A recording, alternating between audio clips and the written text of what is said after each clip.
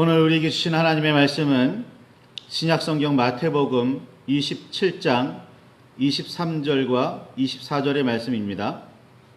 마태복음 27장 23절, 24절의 말씀입니다.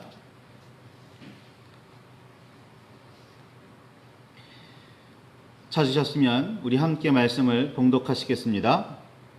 빌라도가 이르되 어찌 미냐 무슨 악한 일을 하였느냐. 그들이 더욱 소리질러 이르되 십자가에 못 박혀야 하겠나이다 하는지라. 빌라도가 아무 성과도 없이 도리어 밀란이 나려는 것을 보고 물을 가져다가 무리 앞에서 손을 씻으며 이르되 이 사람의 피에 대하여는 나는 무죄하니 너희가 당하라. 아멘. 주님 우리의 마음을 여시어 말씀을 깨닫게 하옵소서. 아멘.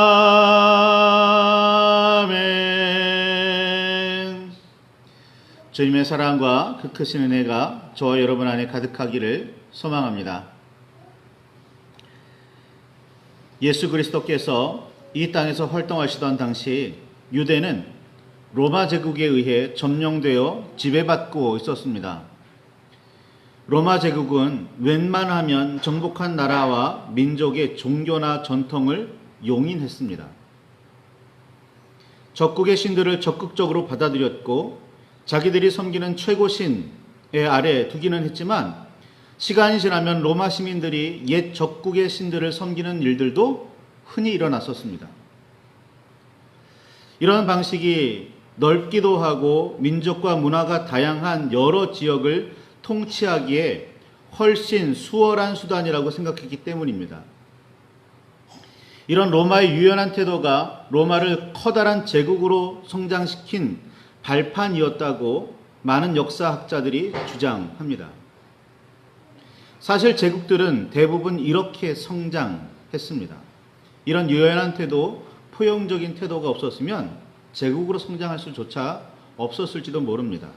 물론 그렇지 않은 다른 성격의 제국들도 존재합니다. 로마는 정복한 나라와 민족이라도 최소한의 군사력은 가질 수 있게 해주기도 했습니다. 유사시에는 로마 정부의 요구에 따라서 대규모 군대를 파견하거나 막대한 군비를 제공해야 하기는 했고 때로는 로마를 향해 쳐들어오는 이민족들을 대신 막아내야 하는 방패막이가 되기도 했습니다. 그러나 반란을 일으키지만 않는다면 로마 군대를 상주시키지도 않았고 자치를 위한 군사력은 유지를 보장받기도 했습니다. 이렇게 관용 정책을 적극적으로 활용하는 로마였지만 일부러 로마의 군대를 상주시키거나 자치권을 빼앗기도 했었는데 제국의 변방에 자리하고 있으면서 전략적으로 매우 중요한 이유가 있었거나 너무 자주 반란을 일으키는 경우가 그랬습니다. 이런 경우에는 자치권도 최소한의 군사력도 가질 수 없게 합니다. 이게 로마의 정책이었습니다. 유대민족이 살던 가나안 지역은 당시 로마와 쌍벽을 이루고 있다고 해도 과언이 아닌 제국 파르티아와 국경을 맞대고 있었습니다. 더구나 유대는 유난히도 자주 반란이 일어나는 지역이기도 했습니다. 여호와 하나님만을 참신으로 여기며 하나님으로부터 위임받지 않은 사람의 통치를 인정하지 않았던 유대인들은 힘으로 자신들을 정복한 로마를 인정할 수가 없었습니다. 최고신이자 유일신인 여호와 하나님을 우상이라고 여기는 다른 신의 아랫자리에 두는 일은 치욕 정도가 아니었습니다.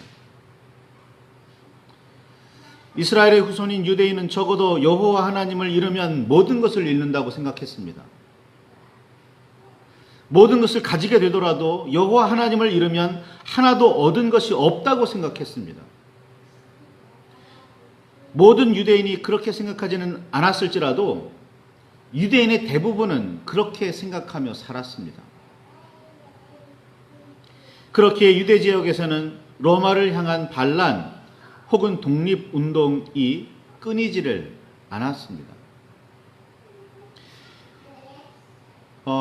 예수님께서 잡히셨을 때 풀어주려고 빌라도가 그렇게 많이 노력을 했었는데, 그때 유대인들에게 묻죠. 예수를 풀어주랴 바라바를 풀어주라 라고 했던 그 바라바가 성경에는 강도라고 그렇게 기록하고 있는데, 어떤 학자는 해석하기를 이 사람이 바로 독립운동을 주도했던 독립운동가 반란의 주역이었다라고 그렇게 말하기도 합니다.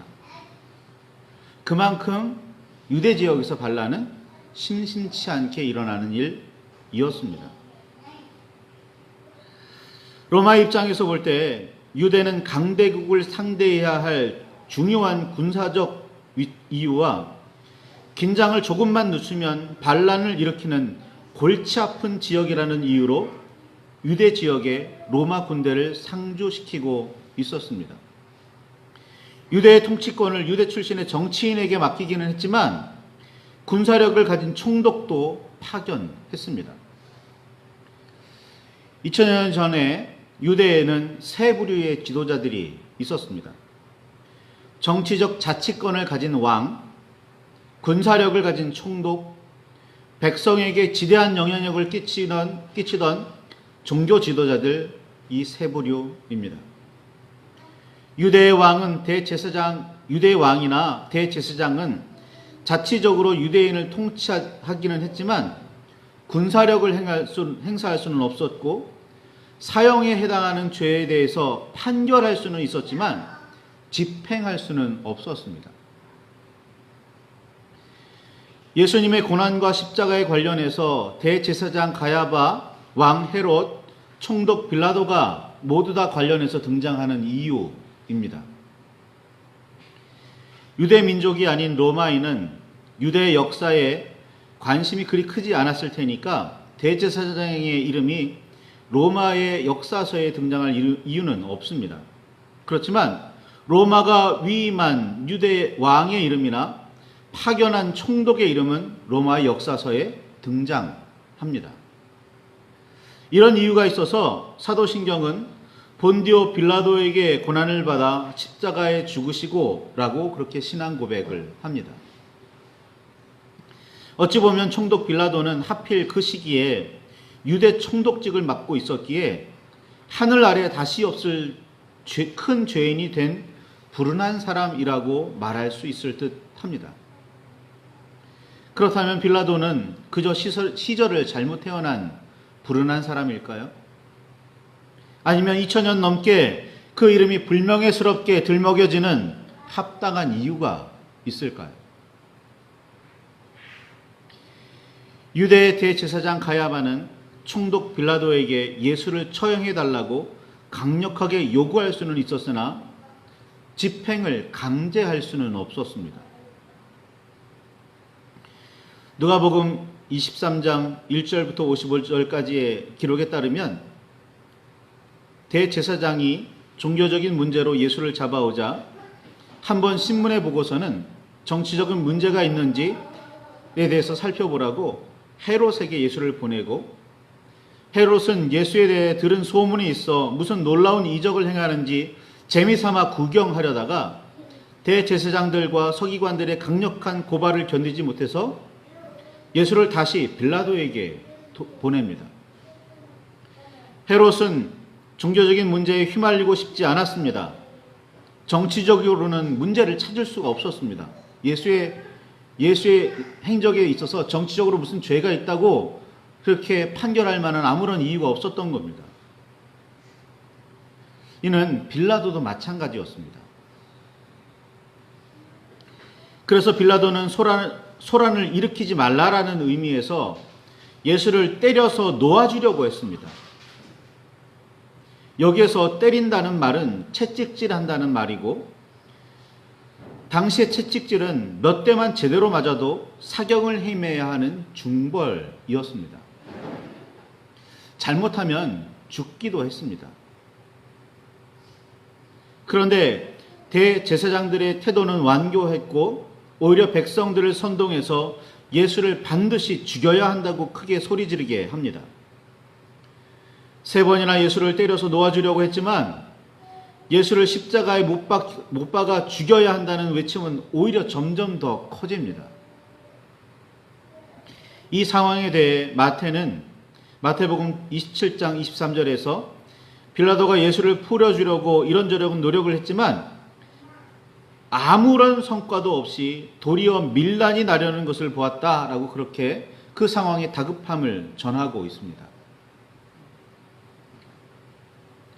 그렇지 않아도 로마를 향해 여러 번 반란을 일으킨 전력이 있는 불온한 지역이자 로마의 강력한 적국과 국정을 맞대고 있는 유대를 군사력으로 억누르며 억지로 안정시키고 있었는데 상황이 점점 심각해집니다. 밀란이 일어나려고 합니다.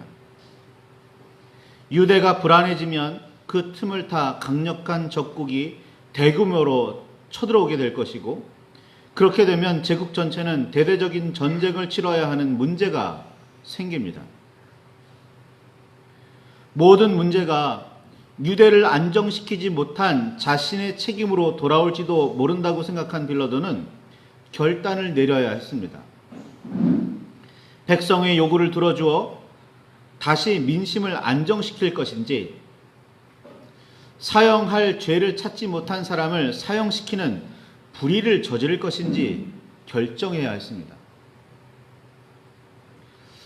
어느 쪽이든 빌라도의 통치력이 부족하다는 평가를 피할 방법은 없어 보이지만 어쨌거나 빌라도는 양당 간의 결정을 내려야 했습니다. 예수를 쟁점으로 한 상황은 긴박하게 진행되고 있었고 빌라도는 빨리 결정해야 했습니다. 여러분이라면 어떻게 하시겠습니까? 나라면 어떻게 할까요? 자신에게 진지하게 물어보시기를 바랍니다. 무엇이든 대세에 따라 결정하며 사시겠습니까? 잘못된 일이라는 사실을 분명히 알면서도 행할지 말지는 상황에 따라 달라지십니까?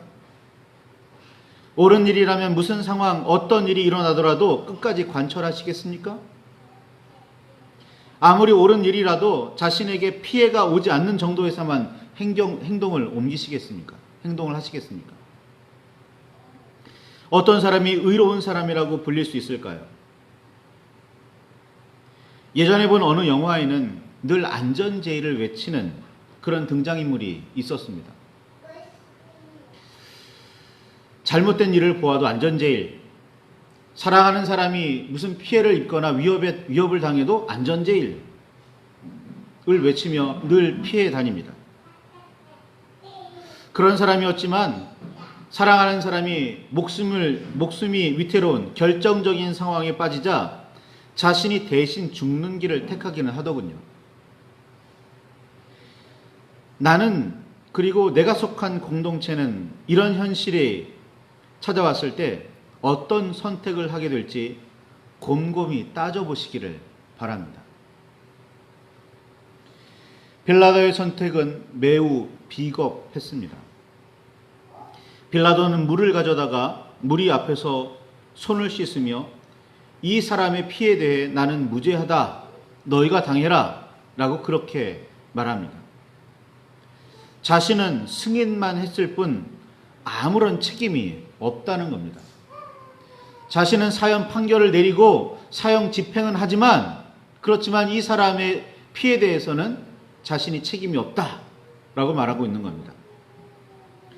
반면에 유대인들은 그 피를 우리와 우리 자손에게 돌릴지어다, 우리가 책임지겠다라고 외치며 나섭니다. 빌라도와 비교해 볼 때 책임 있는 모습을 보여주는 듯합니다. 아니, 책임 있는 모습이었습니다.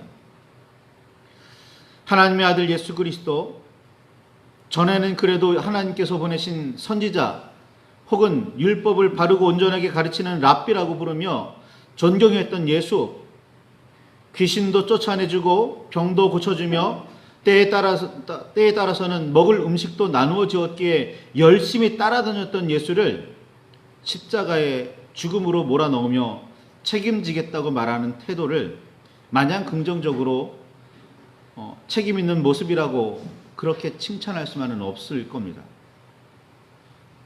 그러나 책임을 회피하고 있는 빌라도의 모습 역시 아름답지 않습니다. 어차피 공식적인 사형 선고와 집행은 빌라도의 이름으로 내려지게 됩니다. 역사서의 기록이 남더라도 빌라도는 빠져나가지 못합니다. 그런데 책임은 지지 않겠다? 그럴 수 있을까요? 빌라도와 같은 무책임은 가정에서도 사회에서도 너무나 흔하게 볼 수 있습니다. 보통 우리는 화석 연료를 열심히 사용하면서도 온난화에는 책임이 없다고 주장합니다. 전기도 화석 연료를 태워 생산하는 한 청정 에너지라 할 수 없습니다. 그러니까 나는 깨끗한 에너지를 사용하고 있고 나는 자연이 회복되는 데 기여하고 있다 말할 수 있는 사람은 거의 없습니다.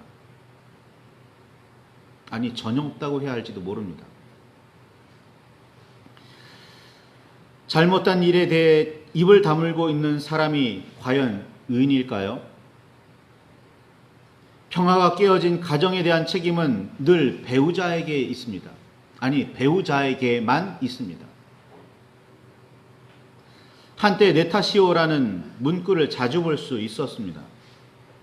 그러나 이 말은 일각에서 잠시 일어난 작은 목소리에 불과합니다. 일시적인 현상이었습니다. 누구도 책임지려고 하지 않는 사회에 대한 우리는 민주주의라고 그렇게 외칩니다. 누구도 책임지지 않으면서 우리의 사회는 민주주의다 라고 말합니다. 과연 그럴까요? 책임지지 않는데 주인일 수 있을까요? 알베르 까뮈는 페스트라는 책을 썼습니다. 그 책에 보면 대재앙을 마주하는 사람들의 반응을 잘 표현하고 있다고 합니다. 우선 대재앙을 맞이하면 불안에 휩싸이게 된다고 합니다. 둘째, 불안이 커져서 혼란에 빠집니다. 그러다가 그 혼란을 타개하는 방법, 우리가 이 재앙을 극복해야지가 아니라 희생양을 찾는다는 겁니다.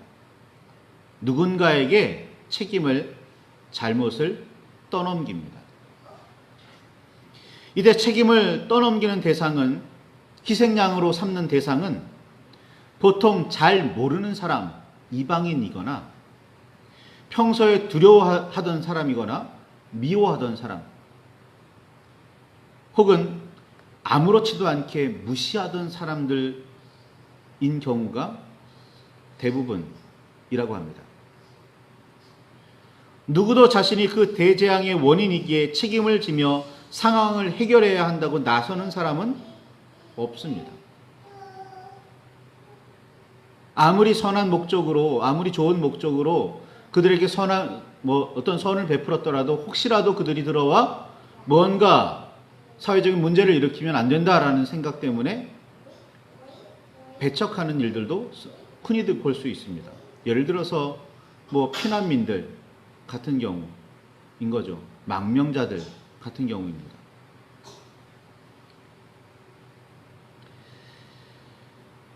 책임지겠다고 나서는 사람이 있기는 할지 모릅니다. 하지만 극소수에 불과합니다. 괜히 나섰다가 잘못하면 오히려 원망의 대상이 되고 책임을 지고 물러나거나 목숨으로 그 값을 물어야 할 사람으로 지목되기도 합니다. 빌라도는 단지 세월을 잘못 태어난 불운한 사람이 아닙니다. 책임져야 할 자리에 있었지만 책임지지 않는 사람이었으니 적어도 배임죄가 있는 사람입니다. 죄가 없다고 불운한 사람이라고 말할 수는 없습니다. 예수님께서는 누구도 자신의 죄와 그 죄들이 모여 이룬 사회에 대해 책임지려 하지 않는 세상에 모든 죄를 책임지시는 그리스도로 오십니다. 이것이 예수 그리스도께서 우리와 세상을 섬기는 방식입니다. 예수님께서는 마태복음 20장 28절에 인자가 온 것은 섬기름을 받으려 함이 아니라 도리어 섬기려 하고 자기 목숨을 많은 사람의 대속물로 주려 함이라 라고 그렇게 말씀하셨습니다. 예수님은 섬기는 일을 자기 목숨을 대속물로 주는 일이라고 말씀하십니다. 이 두 가지를 동격에 놓고 말씀하시는 겁니다. 내가 세상을 섬기는 방식은 내 목숨을 세상을 위해서 내주는 방식이다 라는 겁니다. 무엇으로 내주냐면 대속물로 내준다는 거예요. 너희 대신 이 죄를 속하는 방식으로, 너희 대신 이 죄를 지는 방식으로, 너희 대신 죽는 방식으로 책임을 지겠다 라고 말씀하시는 겁니다. 예수님께 무슨 죄가 있어요? 문제가 있습니까? 아무 문제가 없었습니다. 아무런 죄도 없었어요. 누구도 트집 잡지 못했습니다. 트집이라면 자격지심에, 시기심에 자기 자신이 불편했던 사람들이 예수를 죽이려고 했을 뿐입니다.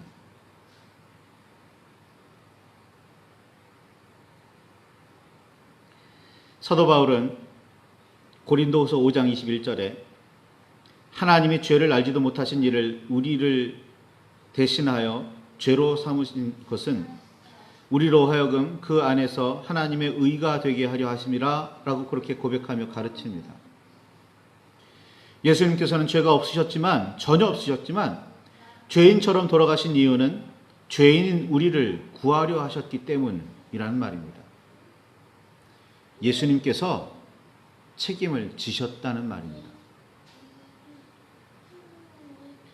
예수님은 우리와 다른 분입니다. 여러 가지가 다르지만 오늘 묵상한 말씀에 따르면 우리는 책임지려고 하지 않지만 예수님은 책임을 지려고 하시는 분이시고, 우리는 남을 희생양을 삼아 어떻게라도 회피하려고 하지만 예수님께서는 스스로 남을 위해서 모든 짐을 지시는 분이라는 겁니다. 우리와는 다르게 책임지시는 분이 우리가 섬기는 삼위의 하나님이십니다. 우리가 따르는 예수 그리스도이십니다.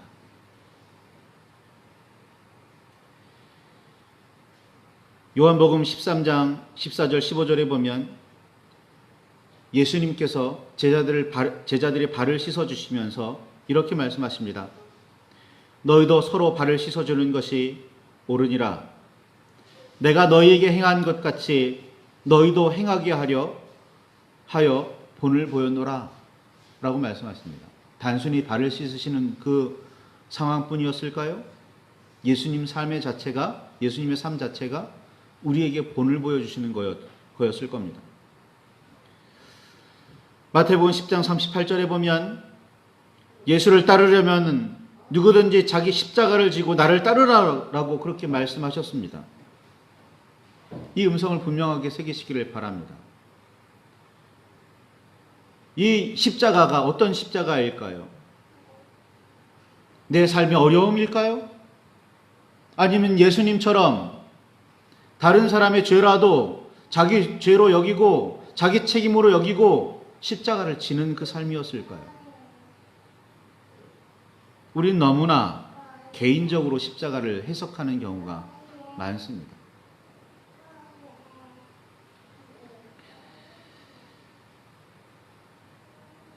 예수님의 제자라면, 하나님의 사람이라면 세상에서 일어나는 모든 일들에 책임을 느낄 줄 알아야 합니다. 세상이 잘못 나아가는 것이 바로 나 때문이라고 고백할 수 있어야 합니다. 어떤 학자가 글을 쓰면서 그렇게 말합니다. 이 세상에 악이 있는 이유는 의로운 사람이 입을 다물고 있기 때문이라고 말입니다. 의로운 사람이 입을 다물고 있는데 의로운 사람이라고 말할 수 있을까요? 제가 보기에는 적어도 빌라도처럼 배임죄에는 해당할 거라고 보여집니다. 나태함일 수도 있겠죠. 오늘 말씀을 들고 깊이 묵상하시며 기도하시기를 바랍니다. 나는 정말 예수님을 따르는 사람인가? 예수님처럼 책임을 지고 있는가? 가정의 문제에 있어서든, 사회의 문제에 있어서든, 자연의 문제에 있어서든, 하나님께서 창조하신 이 세계의 문제에 있어서거든 말입니다. 말씀을 붙들고 깊이 묵상하시며 기도하시기를, 주님의 음성을 깨달으시기를, 내가 무엇을 책임져야 하고 어떤 일을 하며 살아야 하는지를 깊이 깨달으시기를 소망합니다.